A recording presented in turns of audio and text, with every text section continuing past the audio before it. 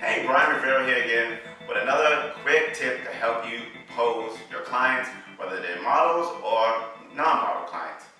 You see, let me tell you a story real quick. Back, I don't know, I can't remember the time, but I remember when I first started working for a studio, and I've been taking photos for a while up until this point, and I had a nice portfolio, but I'll be honest, a lot of my photos were with either models or people are trying to be in the model industry. So basically, I just had to really just set my camera up, get a good background, and those kind of things. So the photos just came out naturally beautiful all the time. But until one day, I was in the studio, and it was the first time I worked with a studio that had lights and had all these props. And I had a client, and she came in, and I used all these props, and I moved things around, used different backgrounds, and I was like, man, knock that out. And then, maybe shortly after, the manager of the studio came up to me and said, hey, Brian, you know what? The photos that you took of the young lady the other day, she didn't care for them. And I was like, of course, oh, what? I was like, shocked. And I thought I did my thing.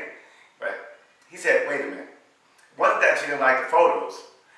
They just weren't what she wanted or what she needed. So he said, she's a realtor and she basically needs a headshot. But she wants to do a reshoot with you to do that. So my confidence kind of rose back up a little bit. And I said, okay, at least she wants to do the reshoot with me. And previously I had been doing high school photos, the yearbook photos, so I had that headshot type thing down. So I said, I'll just put in the high school yearbook pose, which is a nice perfect headshot, and keep it moving. So she came back, we did the photos, and she bought what she needed. But I remember thinking afterwards, like, man, Brian, you've been taking photos all this time, but you really don't know how to pose the client or the person who comes in and doesn't really, know what to do with their body. So that's what got me thinking. I was like, I need to learn how to pose these people so when they come in, I know what to do. I know what poses they put in. Because most of that, people want good photos, but they don't know where to put the arms or how to stand or anything like that. They just want you to take the photo. So they're looking at you as the photographer to give them some direction. So it took me months of going through books and learning different things, and I came up with finally a framework that I continue to use every time I had clients. And to be honest, those poses sold every time at that studio. By the end of the year, I was nominated the best photographer and best sales because my poses sold consistently and the photos were consistently selling. So these are one of the poses that I came up with.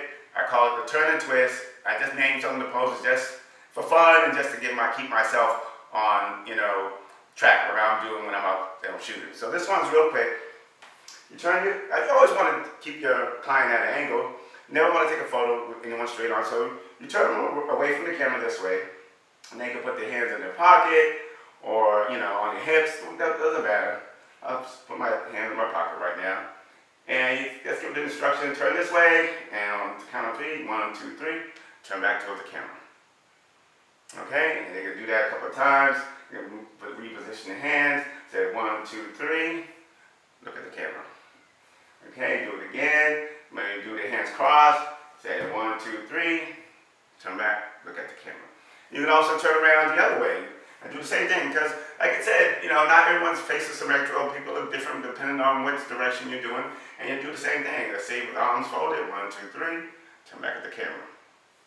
And make one hand in the pocket, one hand by the side, and 1, 2, 3, turn back at the camera.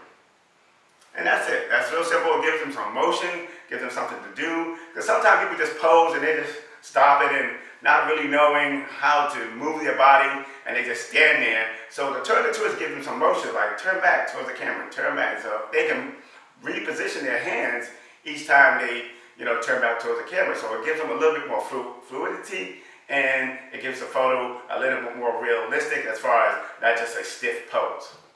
So there you go. That's one more tip for you. So I want to encourage you guys, keep taking great photos.